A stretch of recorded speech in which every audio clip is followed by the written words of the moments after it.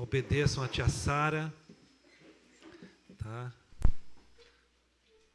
Eu quero convidá-lo a lermos parte do verso 7 de 1 Pedro 3,7. Acho que as meninas lá da sonoplastia vão estar projetando as telas aí. E ela diz assim: vivei a vida comum do lar com discernimento. Vivei a vida comum do lar com discernimento. Feche os seus olhos. Pai querido, que vivamos, ó Deus, a durabilidade das nossas relações como casais, como eternos namorados e como servos que se propuseram andar contigo. Fala conosco ainda mais nesta noite, como já foi orado. Fala aos nossos corações, pois nós somos sedentos de ouvir a sua voz, nós precisamos ouvir a sua voz. Assim oramos em nome de Jesus. Podemos dizer amém? Amém. Gente, é fácil viver a dois? Difícil, né? Como viver eternamente como namorados? Como é que consegue viver? É uma proposta. Deus é eterno e Ele tem uma proposta no coração de viver a eternidade com a gente. A Bíblia não fala de que Deus é o noivo e nós somos a noiva, a igreja. Ele é o esposo e a igreja é a esposa. Fala de relação, né? Ele nos chama para vivermos uma vida, começa aqui, mas para toda a eternidade. E quando a gente faz uma ponte disso para a vida conjugal, a gente tem que ter isso como alvo também, eternamente namorados. O que é bom hoje, ele pode se tornar bom e melhor amanhã. Eu não quero ver o que vai acontecer daqui 1 ano, 2 anos, 7 anos. Eu tenho que aproveitar agora, porque o bom é agora. Depois é só suportar. A Bíblia tem uma proposta diferente. É como o vinho, quanto mais velho, melhor. Mais saboroso, mais encorpado. Eu estou quase 33 anos casado, né? Vamos para 32 anos casados. Eu tenho mais tempo ao lado da Rúbia do que em qualquer outro lugar. E nem tudo foram flores. Mas muitas flores e muito perfume e muita alegria. Depende da ótica que a gente olha. Né? Depende da forma que a gente vê. Eternamente contrasta com a vida comum. Para que dure, nós temos que aprender a viver a vida comum, o dia a dia. Comer arroz, feijão, raspar rapadura, né? Pisar no barro, construir as coisas, chorar junto. Tem hora que você vai chorar mesmo. Tem hora que você não tem para onde correr, um ou outro, vamos junto aí. E às vezes a gente vê que quando a coisa aperta, cada um vai para o lado, mas não é essa a proposta. A proposta de Deus é vivermos a durabilidade, por isso eternamente apaixonados. E isso se aplica não só para os casais, mas em toda a nossa vida, como servos de Deus, como membros de uma família. E a primeira lição que eu destaco aqui, nesse mesmo texto de Pedro, eu quero ler o texto todo, né, o verso todo. Viver a vida comum do lar com discernimento, tendo consideração para com a vossa mulher, e a gente pode também falar vice-versa, como a parte mais frágil. Tratai-a com dignidade, porque sois juntamente herdeiros da mesma graça de vida, para que não se interrompam as vossas orações.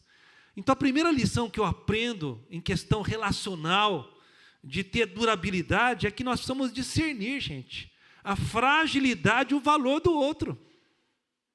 Se eu acho que eu sou melhor, eu estou fazendo um favor para a pessoa estar. Eu sou melhor que a Rubia. Olha, você tem que ser tirando a loteria. Quantas moças queriam casar comigo? Mas eu escolhi você. Você, olha, Deus olhou lá do céu e falou assim, você é a abençoada. Meu Deus do céu. Menos, né? Não é assim que funciona, gente. Eu tenho o privilégio de Deus ter me dado ela. Eu tenho o privilégio de todos os moços que tinha, ela arriscou casar comigo. Né? Ela ainda fez, meu Deus, o que eu fiz da minha vida? Se eu soubesse. Gente, nós temos que discernir a fragilidade e o valor do outro. A mulher é mais frágil, o texto aqui fala maridos. Mas o contrário também se aplica. Nós temos que discernir o valor, a estrutura do outro. O homem também sofre, o homem também tem medo, o homem também tem valor. Gente, se não houver isso, o casamento não vai para frente.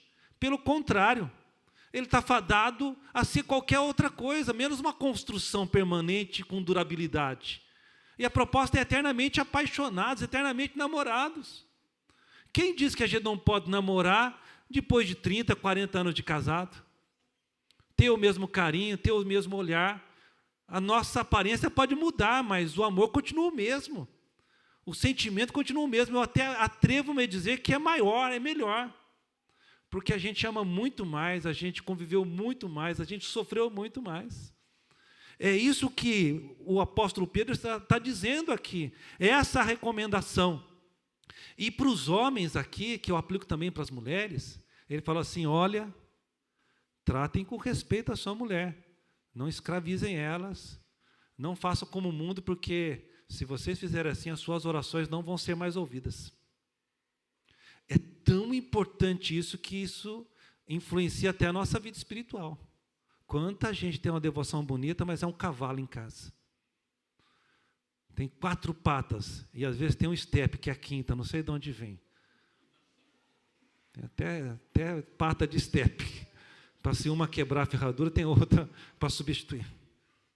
Gente, a Bíblia fala que as nossas orações não serão ouvidas se a gente agir assim. E tem mulher que também tem casco, né? Não é só homem, não. Tem muita mulher aí que trata o santo do seu marido no casco. E isso acontece mesmo. Eu sou pastor, eu sou testemunha disso. Muita gente sofrendo aí na mão da mulher. E nós precisamos considerar a outra parte importante, ter discernimento sobre a pessoa que está ao nosso lado. A segunda lição que eu aprendo aqui, sobre essa proposta de eternamente namorados, nós precisamos começar a assumir os nossos erros e não culpar o outro. Você já passou por isso? A culpa é sua. Aquele negócio não deu certo, é sua culpa. Nós estamos sofrendo por sua culpa.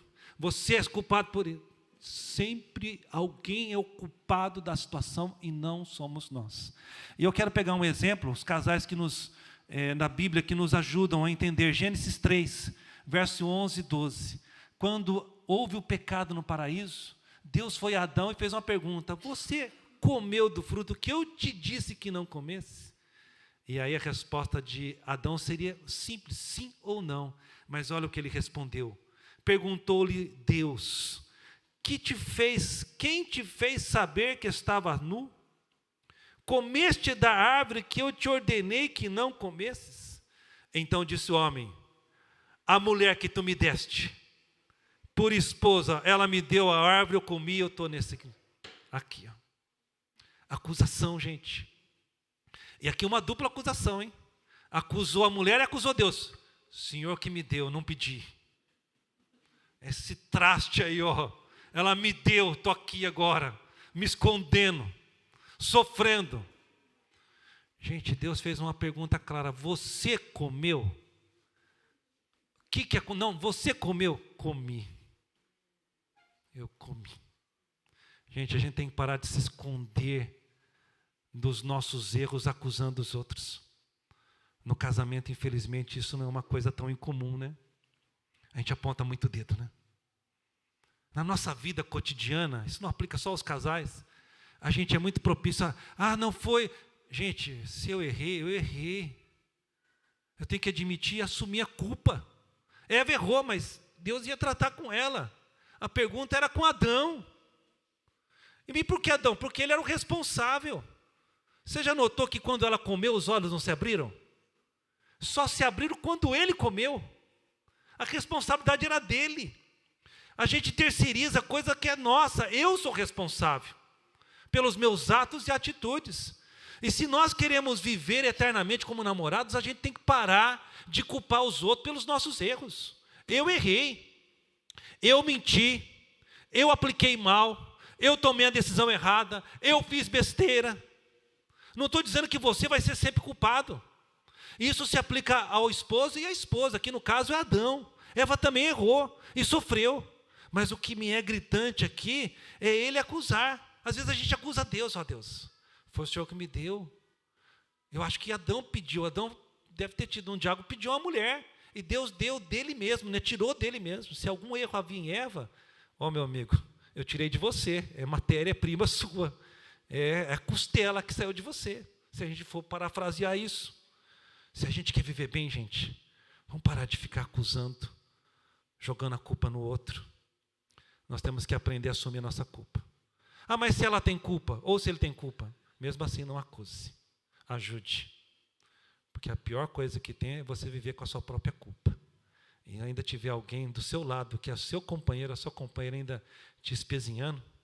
Ó, eu lembro o que você fez. Já pensou viver a vida toda?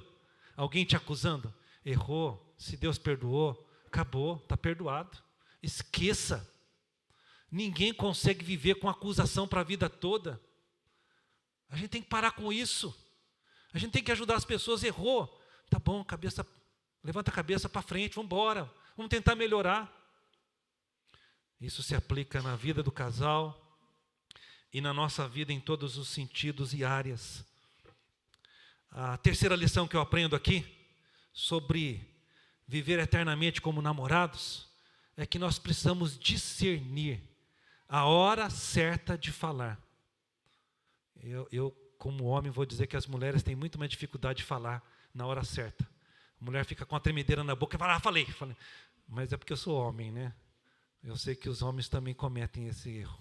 Então, mas há uma mulher aqui, de um casamento que me chama muita atenção. Um outro exemplo bíblico.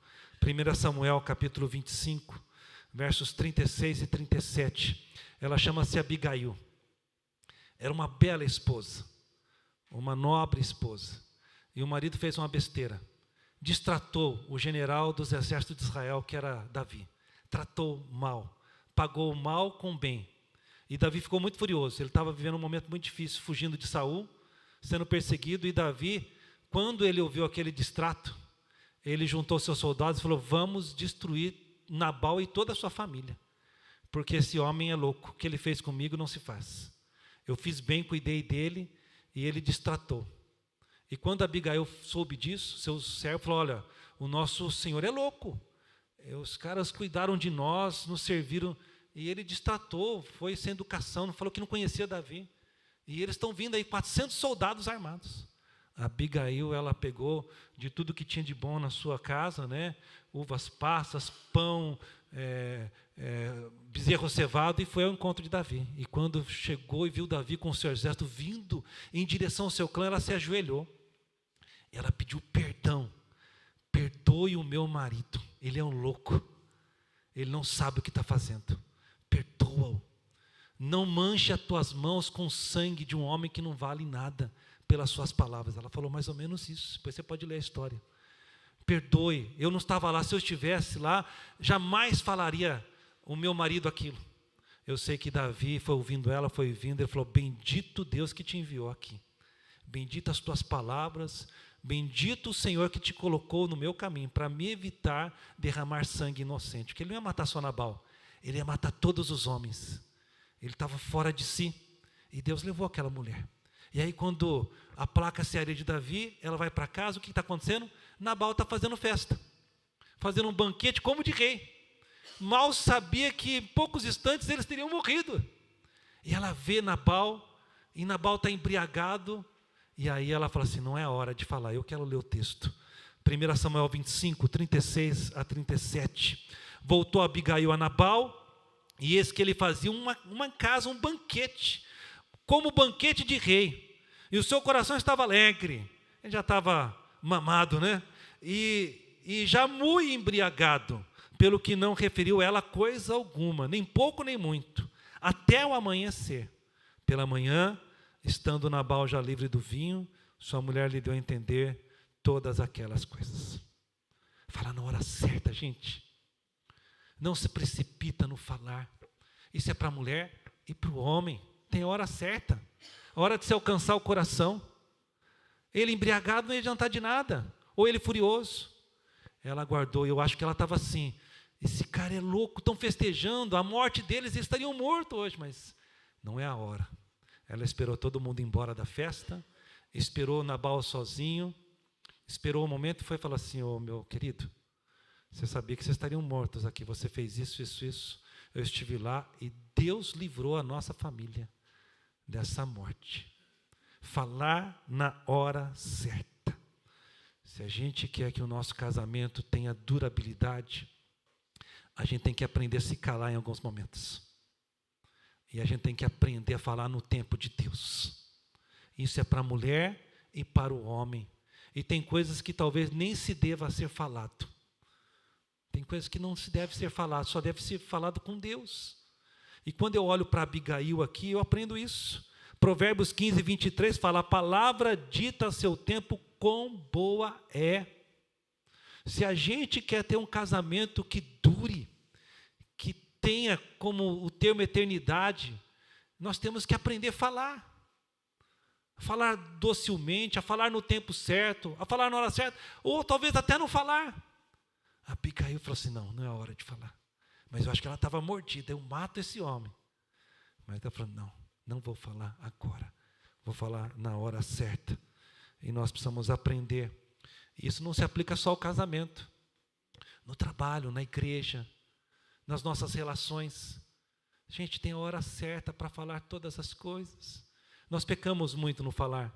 Quem não peca no falar tem uma grande vitória, diz Tiago. Eu falei hoje de manhã sobre isso na reflexão. Nós temos que pedir uma coisa, nós temos que estar vigiando. É difícil ter alguém que não peca no falar. Nós falamos às vezes muita besteira, coisa que não deve ser falado.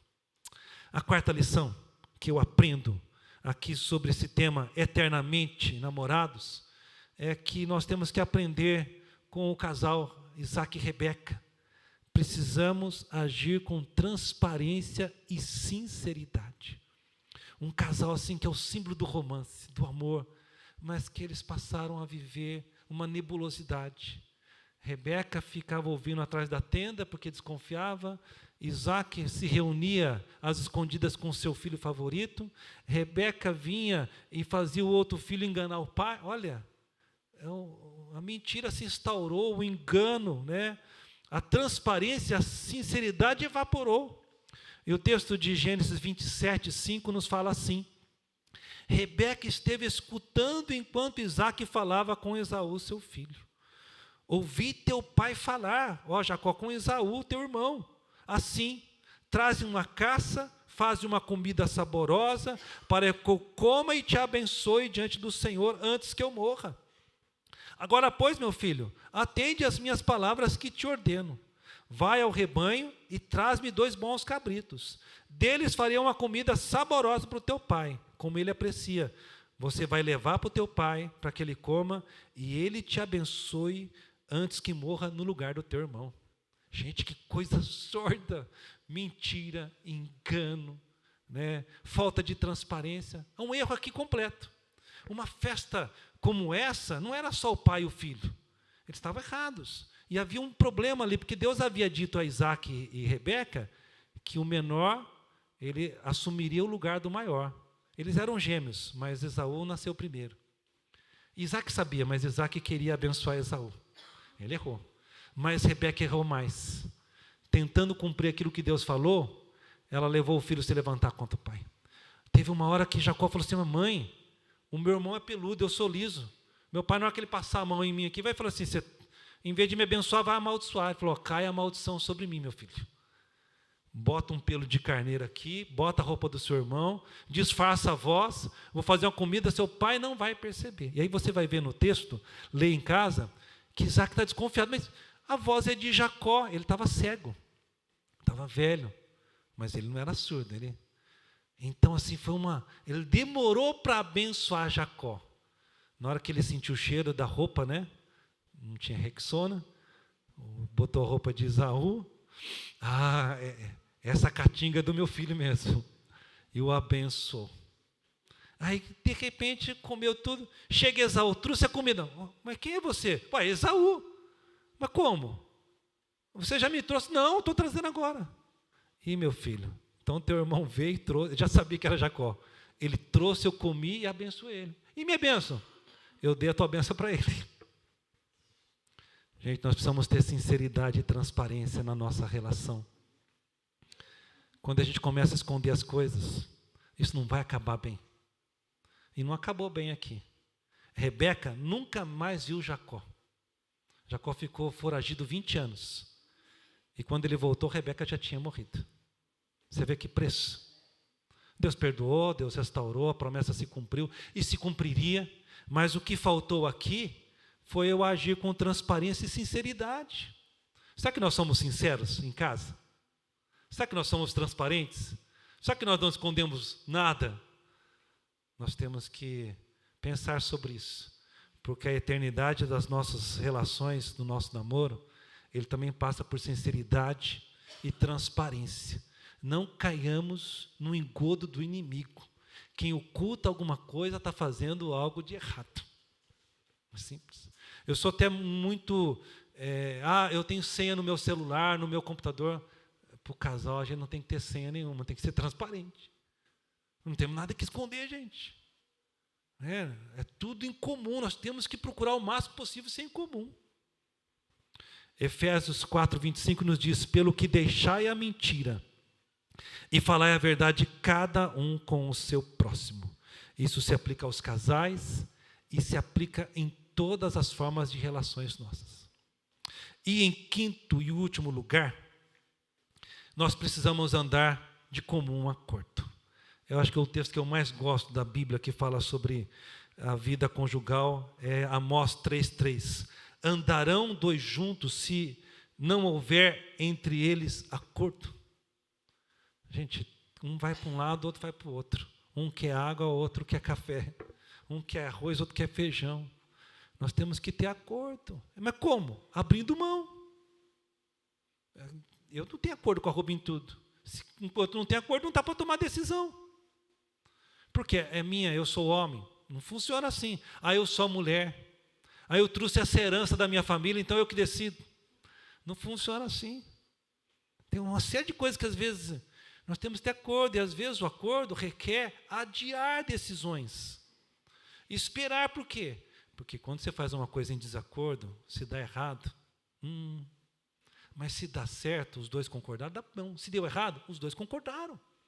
E talvez isso é uma das coisas que mais nós sofremos no casamento. Viver em desacordo. Isso é um exercício. Mas eu estou certo, mas ela também acha que está certo. Um tem que ceder ou encontrar o meio termo. Gente, o casamento é belo por isso, porque são duas cabeças diferentes, duas histórias diferentes, duas criações diferentes. A Rubia teve uma criação, eu tive outra. E a gente tem que casar e fazer uma comunhão aí que congregue tudo isso. A educação dela, embora seja de igreja, é diferente da minha, que não fui criado na igreja. Há coisas boas na educação dela, há coisas boas na minha educação, há coisas talvez que ela fala, não quero que seja assim, há coisas na minha. E a gente junta tudo e nós vamos formar os nossos filhos de acordo com isso. Tem que ter acordo, gente. Vocês que estão namorando aí, Giovanni e a Cris, né? O acordo começa agora no namoro. Vocês vão lá fazer a compra, né? O que vai comprar, né? Tem que ter acordo. Um cede, outro não cede. A vida é assim. É um exercício do dia a dia. Queridos, vivemos como eternos namorados. É um desafio que nós só podemos conquistar a vitória com a ajuda de Deus. É muito bom estar casado. Eu não me arrependo, amor, eu não me arrependo nem um dia de ter casado. Às vezes fico bem bravo com você. Eu sei que às vezes você fica muito mais bravo comigo. Um exemplo, né? Mas eu não troco nenhum dia ao teu lado para estar em outro lugar. Você é uma bênção na minha vida. E eu sou eternamente apaixonado por você. Eu até falei para você, se você morrer primeiro, eu não vou casar mais. Mas ela não acredita, ela fala, não vou arriscar, vai você primeiro. Mas eu prometi para ela isso, mas ela não acredita, né? Melhor não arriscar, né? Irmãos, que Deus nos abençoe. E que assim como nós buscamos viver essa durabilidade da vida conjugal, nós tenhamos também essa relação para com Deus.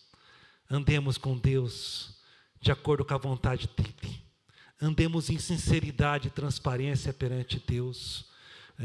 Tenhamos o nosso coração aberto para com Deus. Vivamos falando com Deus na hora certa, da forma certa, segundo a vontade dEle. E que quando nós errarmos, assumamos nossos erros. E não queiramos acusar os outros das nossas próprias falhas e culpas. Que Deus nos abençoe, em nome de Jesus. Feche os seus olhos, vamos orar. Pai querido, que o Senhor nos abençoe, tanto a nós que somos casais, como toda a sua igreja. Que nós possamos viver, Senhor, ó Deus, eternamente como namorados. E possamos, Senhor Deus, ser namorados também do Senhor. Sermos apaixonados pela Tua presença, por andar contigo, por andar na Tua vontade. Que o Senhor nos abençoe e que o Senhor nos perdoe quando nós pecamos, quando nós erramos, quando nós falhamos em alguma dessas coisas na qual meditamos. Que o Senhor nos perdoe e nos ajude a sermos melhor um para o outro, como melhor para o Senhor também. Que o Senhor seja conosco hoje e sempre e abençoe os nossos casamentos, perdoe as nossas falhas. Em nome do Senhor Jesus. Louvemos ao Senhor.